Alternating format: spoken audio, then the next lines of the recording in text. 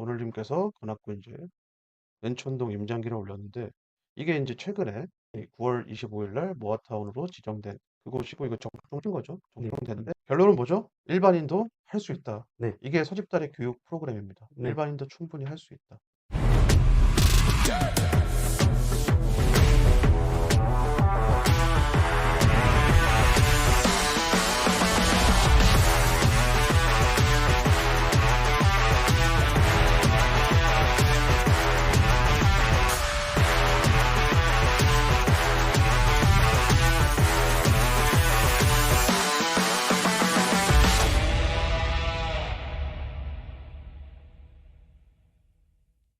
안녕하세요. 서경파파입니다.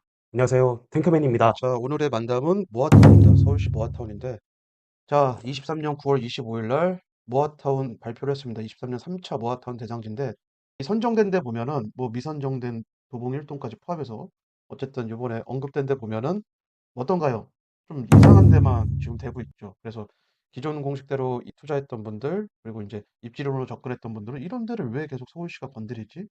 그래서 모아타운은 안 좋은 거야. 돈이 안 되는 거야. 라고 하시는 분들이 많습니다. 아직까지도. 네, 그런데 그렇죠. 제가 계속 이거 처음 모아타운이라는 제도가 처음 나왔을 때부터 일반 재개발과 가격 똑같이 갈 거다. 왜 그렇게 설명했냐면 처음에 가로주택 정비 사업 나왔을 때도 사람들이 이게 뭐야 하고 투자 못 했다가 이게 아파트 개발하는 걸 알고 나서는 어떻게 됐죠? 일반 재개발이랑 가격이 똑같이 갔어요. 그럼 이제 음, 모아타운이 뭐죠? 소규모 단위로 개발하겠다는 의미입니다. 네. 모아타운, 모아주택. 오세훈 서울시장이 처음으로 이제 서울시장 딱 부임되고 처음으로 간 이 사업지가 강동구에 있는 모 가주정 사업지였습니다. 왜 거기 갔을까요? 그리고 나서 모아타운, 모아주택이라는 제도를 발표를 하죠. 색다른 제도가 아니에요, 이게. 네. 가로주택 정비 사업을 승계했다. 즉 소규모 단위로 개발하겠다. 과거에 뉴타운을 뭐 밀었던 서울시장이긴 하지만 지금은 소규모 단위로 한다. 그래서 이거 일반 재개발과 똑같고 다음 뉴스를 좀 잠깐 보면은 이게 뭐죠? 계약 취소해달라. 갈등 폭발. 집값 오르자 속쓰림 매도인 해가지고 모아타운 사업 대상지 곳곳 갈등. 이게 무슨 의미예요? 모아타운은 선정되니까 돈이 오른다. 가격이 올랐다. 네. 하락김에도 불구하고 권력자가 지정하고 인허가 해주니까 반등 치면서 가격이 대폭 올랐다. 모아타운으로 선정되는 곳들이 어디죠? 기본적으로 기존의 재개발 추진하다가 무너졌던 곳, 사업성이 좋지 않아서 재개발을 꿈도 못 꿨던 곳, 그래서 도시재생이나 주거환경 개선 사업밖에 할 수 없었던 곳, 이런 곳들의 특징이 뭐예요? 서울 중심부에 위치해 있더라도 갭 투자금이 1억 미만입니다. 빌라 기준으로 봤을 때. 이런 곳들이 지정이 되면요. 혈족으로 오른다. 이제는 모아타운이 속도가 빠르고 인허가가 빠르고 아파트 개발한다는 거를 이제 사람들이 인지하고 있다. 네. 그래서 인센티브를 받아서 결국 신축 아파트가 될 수 있다는 게 밝혀지면서 가격이 오르는 현상이 발생하고 있다. 다시 첫 번째 자료를 보면은 선정된 곳 방학 2동 그리고 밑에 이 도봉 1동은 미선정 냈지만 어쨌든 언급이 되었죠. 그리고 이제 네. 쌍문 1동, 은천동, 또 상도동. 네. 은천동, 상도동 여기 임장 가보신 분들은 아시죠? 산동네입니다. 네. 대부분 구릉지 마을이고 전형적인 저층 주거지 주차난이 굉장히 심하고 아래 내용을 살펴보면은 왜 선정했느냐 보면은 노후한 다세대 다가구가 밀집되어 있고 고질적인 주차난과 열악한 기반 시설. 네. 주차난이라는 키워드 딱 보고 나서 우리 이제 서집단에서 도시계획을 공부하신 분들은 최근에 이 주차난 이게 바로 재개발의 명분이 되죠. 거기에 최근에 추가된 게 뭐죠? 침수. 네. 침수 관련된 이런 걸 이제 명분 삼아서 서울시에서는 모아타운으로 선정됐는데 지금 총 75곳이 선정되었습니다. 네. 굉장히 많이 선정이 됐고 이 말은 뭐냐면 사업성이 좋지 못한 지역들 위주로만 계속 건들고 있는데 제가 생각했을 때 사업성 안 좋은 곳을 지금 건드려주고 있는데 과연 몇 개나 될 것인가 그런 의문이 있지만 상관없어요. 어쨌든 지정만 되면 돈 벌잖아요. 단타 치고 나오면 된다. 단타 치고. 그럼 이러한 시그널이 있을 거 아니에요. 그냥 뭐 도시계획에 의해서 행정을 지금 하고 있는데 그냥 아무 데나 지정을 하진 않겠죠? 그럼 이제 이러한 시그널, 도시계획에 산재에 있습니다. 부지런히 자료를 취합하면 되는데 그거를 서집단에서 1년 넘게 공부를 열심히 하신 우리 회원님, 오늘님께서 칼럼을 쓰셨죠? 왜 쓰셨을까요? 본인이 공부하고 임장 가고 조사한 곳들이 적중이 됐으니까. 네. 그래서 일단은 서울시 도시계획 전략 요것도 좀 보면은 아니 모아타운 즉 재개발 얘기하는데 2030 서울시 도시재생 전략계획을 우리가 왜 알아야 되느냐? 이제는 1세대 도시재생이 아니고 2세대 도시재생을 하고 있는 서울시다. 2세대 도시재생이 뭐다? 한마디로 요약하자면 도시재생 지역 내에서 재개발하자라는 뜻입니다. 할 수 있는 지역을 추려서 개발을 최대한 해보자 이거예요. 네. 그래서 이제는 도시재생 전략 거점들을 잘 알아야 합니다. 우리가 흔히 알고 있는 입지 좋은 곳 당분간은 모아타운이나 신속통합계획 대상지에서 제외될 가능성이 높아요. 그리고 그런 곳들은 이미 박원순 전 서울시장이 장기 집권하면서 다 선점해놨죠. 깃발을 다 꼽아놨습니다. 그럼 이제 오세훈 서울시장 입장에서는 업적을 과시하기 위해서는 아까 첫 번째 요번에 지금 선정된 곳 보면은 5곳 선정됐는데 이런 곳들만 지금 건들 수밖에 없더라. 이게 진짜 끝까지 잘 될지는 모르겠지만 지정만 되면 돈은 번다. 어쨌든 그래서 오늘님께서 일반 회원이셨던 오늘님께서 어떻게 모아타운 될 곳을 알아냈는지 어렵지 않습니다. 어렵지 않아요. 이거 한번 훑어보겠습니다.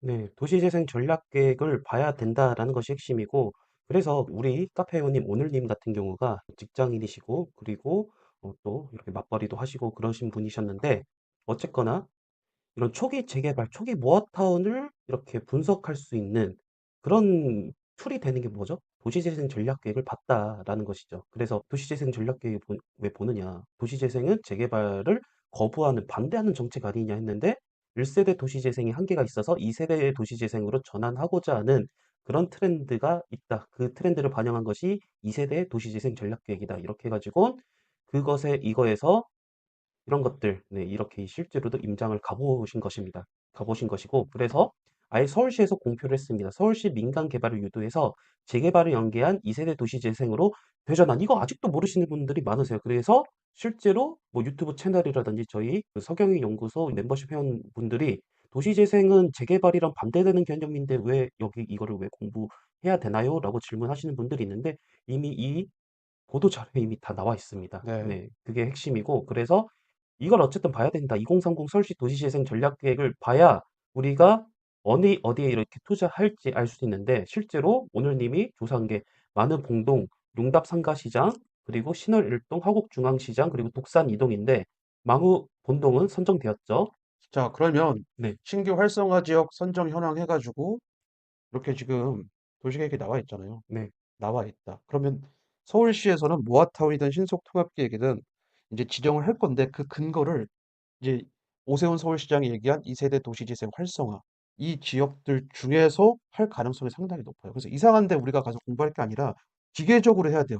우리의 주관적인 생각을 개입하지 않고 역세권이고 입지가 좋고 일자리가 많은 곳 주변으로 우린 가야 돼라는 그런 생각 배제하고 그냥 이 사람들은 행정을 하는 사람들이잖아요. 그래서 네, 기계적으로 지정할 곳들, 그 근거 명확한 곳들만 가야 된다. 그래서 이런 곳들이 1차 타겟 지역이 돼야 되겠죠. 그래서 이제 망우 본동을 격중시킨 겁니다. 과연 네, 잘 될까요? 그건 장담할 수가 없어요. 그런데 지정이 됐고 그러면 네, 투자자들이 몰린다. 네, 값싸게 투자했고 단돈 얼마나 더 벌고 우리 나올 수 있다. 이게 핵심이죠. 이 네, 망우본동과 가까운 면목 역세권 작년에 실제로 신속통합기획 뭐 이런 게 지정이 되면서 단기 3개월 사이에 1억 넘게 수익을 낸 투자자들도 있습니다. 예. 네. 그래서 망우 본동 이렇게 지정이 됐는데 모아타운 선정됐고 신월 일동도 선정되었습니다. 그리고 화곡중앙시장도 선정이 되었고요. 네. 그렇지만 용답 상가시장은 아직 선정이 안 되었고, 그리고 독산 이동도 어떤 것에 선정이 안 되어 있습니다. 네. 그렇다면은 이게 보수적으로 생각을 해보자면은, 그렇다면 지금까지 다 선정이 됐는데 이쪽 일대와 이쪽 일대도 언젠간 선정될 수 있겠구나라고 그렇게 생각해야 되고요. 그리고 두 번째, 용답 상가시장, 뭐 난잡한 시장통인데 이런 것들이 입지가 별로지 않을까요? 그리고 너무 고립돼 있는데 독산 이동 이쪽은 조금만 이렇게 올라가면 중국인들 많고 그리고 조선족들 많고 그러는데 너무 입지가 별로이지 않을까요? 실거주하기 좋지 않아서 여기는 별로 투자하고 싶지 않아요. 뭐 그렇게 생각하셔도 무방한데 이거는 자기 주관이 들어간 거예요. 간혹 그래서 댓글을 다신 분들을 보면은 굉장히 예의가 없으신 분들이 사실 많은데 그런 분들 같은 경우 입지 안 좋은데 추천하고 있는데 크크크크크 투기꾼이냐 뭐 이러시는데요. 근데 투기꾼이라고 하셔도 상관은 없으신데 이런 것들을 지정해 준다는 게 트렌드죠. 네. 네. 잘 생각해 보셔야 됩니다. 정부가 이런 것들을 건들고 있다. 입지가 좋은 데를 건들지 않고 있다. 이게 핵심입니다, 이게. 그 근거는 뭐죠? 도시재생 전략 계획에서 나와 있는 이런 바운더리를 건들고 있다. 이런 것이 핵심입니다. 네. 네. 그래서 이제 다음 네. 자료를 좀 보면은 네. 관악구를 좀 가보도록 하겠습니다. 네. 오늘님께서 관악구 이제 연천동 임장기를 올렸는데 이게 이제 최근에 이 9월 25일 날 모아타운으로 지정된 그곳이고 이거 정정된 거죠. 네. 정정됐는데 실제로 옛날에 그 서집달 TV 고시문 해설했을 때 이 지역에 대해서 이제 간접적으로 언급을 했고 이제 그랬는데 기본적으로 관악구 자체가 산동네가 많은 동네임에도 불구하고 동작구의 영향을 받아서 재개발 이런 걸 많이 좀 활성화하고 있는 그런 동네입니다. 그리고 네. 이제 남부순환로라는 중요한 그리고 노림천 이런 중요한 이 거점을 갖고 있고 각 역세권 거점들도 작지만 꽤 훌륭한 거점인 게 실제로 거점 개발, 즉 신림 지구 중심 거점 네. 개발 상업적 디벨롭이죠. 네. 2019년도 평당 5천만 원에 매도했고 이게 21년도에는 평당 1억을 지금 찍고 있는 이거 왜 그렇죠? 거점 개발이 활발하다는 의미입니다. 지금 이걸 보면 역세권에서 이 위쪽으로 되어 있는 1구역, 2구역이 이게 평지가 아니에요. 네. 이게 지금 구릉지인데 거점 개발이 이렇게 활발해서 땅값이 오르면 그것도 급격히 오르면 이런 구릉지에 있는 마을조차도 사업성이 개선이 됩니다. 그럼 어떻게 되죠? 민간 재개발을 하거나 아니면 공공에서 재개발을 유도해 줍니다. 네. 지금 이게 서울시 도시계획상으로 명확한 명분이 있는 거점의 배후 주거지로서 명분이 있어서 모아타운이 지정이 된 거라고 우리는 보면 되겠죠. 예. 네. 그렇습니다. 그래서 이렇게 실제로 임장을 갖고 그래서 우리 회원님들이 어떻게 접근하시면 되느냐 그 공식을 그대로 따랐습니다. 첫 번째 거점을 파악합니다. 그래서 거점을 이렇게 파악을 하셨죠. 그다음에 이 바운더리를 어떻게 유치를 했느냐. 자, 이렇게 유출을 했습니다. 이렇게. 주택 재건축 이렇게 써져 있죠. 주택 재건축 예정 구역인데 해제가 되었고 이렇게 되었고 이렇게. 그래서 임장 지도를 굳이 만들 필요가 없는데 굳이 이렇게 만든다면 이런 식으로 만드시면 돼요. 이런 네. 식으로. 굳이 뭐 복잡하게 뭐 여기 뭐 동간거리가 어떻고 주차장의 면적이 어떻고 여기 외제차가 몇 대고 뭐 음. 이런 것까지 할 필요는 없습니다. 네. 할 이유도 없죠. 네. 예. 네. 그래서 거점이 어딘지 파악하고 그 거점이 실제로 유의미한 시세 디벨롭 사례가 있는지 그리고 그다음에 마지막에 이렇게 도시 계획이 명확하게 있는지 그래서 여기 1구역, 2구역이 있는데 이게 이렇게 모아타운으로 이번에 지정이 됩니다. 네. 네. 이게 핵심입니다. 이렇게 하시면 돼요. 네. 네. 결론은 뭐죠? 일반인도 할 수 있다. 네. 이게 서집단의 교육 프로그램입니다. 네. 일반인도 충분히 할 수 있다. 네. 자, 지금 당장은 이런 적중을 하기 어렵더라도 이걸 네. 해석할 수 있는 능력만 키우면 됩니다. 네. 간단하게 1에서 4단계까지가 있습니다. 네. 거점을 우선 파악하고 그다음에 이제 이 권력자의 의도를 봐야 되겠죠.